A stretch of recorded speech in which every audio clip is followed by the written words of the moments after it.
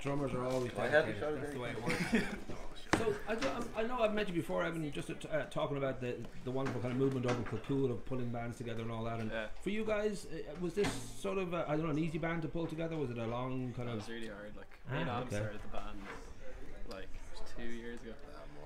Yeah, and there was a different drummer, a different bass player, and we went through a load of members, and then Danny Neal joined the band about a year and a half ago. Yeah, so it took a bit long. Are you all just very kind of aggressive people, or what's going on here? Too sensitive. You're all too sensitive. Maybe that's what it is. And what would the band have grown out of? Was there, I don't know, whether there's a shared, love of a certain music or a certain? It's very varied, I think, isn't it? Yeah. We, me and Evan would have quite similar types of music at the start, and that's how we like playing with each other and stuff. And then I don't know, we just knew Danny and Neil were cool guys. So. Yeah, that was it. Like we didn't even know what music they liked. We just knew you like playing. They were 7 lads. Like there's a ferocious amount of good music comes out of Kilcoole for some reason. There's just so many bands seem to start there. I don't know whether that's there's certain reasons behind that. Whether it's just obviously bands or other bands or a Big Brother kind of inspires Little Brother. I don't know if there's. I think for a while there was a lot of bands coming out of Kilcoole. Right. Like then when Enemies kind of got big. There was another few bands came out, but like lately there hasn't been a lot of bands coming out of Kilcoole. The last 2 years, I'd say it's kind of died down a bit. Enemies kind of killed the buzz, didn't they? Really? Yeah. There's no hope for anybody else. Bastards. I don't know for you if there is such a thing as a master plan. Whether you be thinking about, well, this is what we're going to aim for. We should really be releasing EPs, or we should, Yeah, we do try. We wanted. We release an EP, but I do it anyway because I enjoy it for the most part. Like we've been talking about doing an EP for ages, but like in school and college. Welcome to being in a band.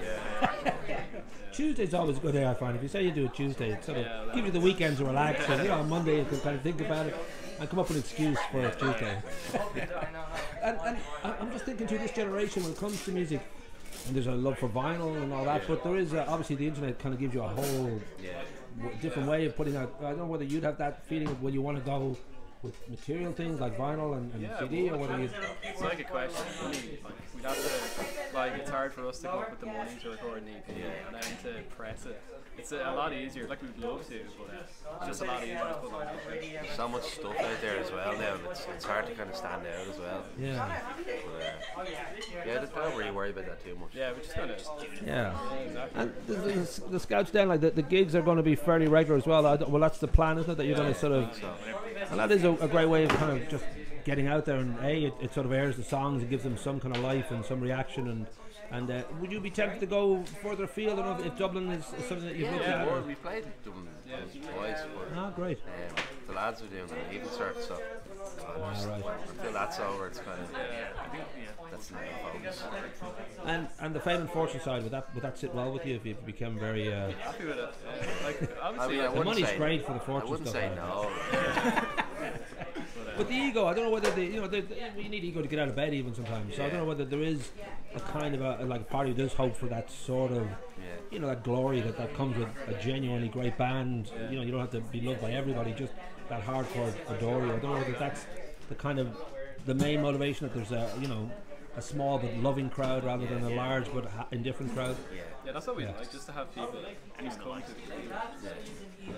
Just to come up and talk and say I was good or whatever afterwards. Sexual gratification, all that. It's welcome.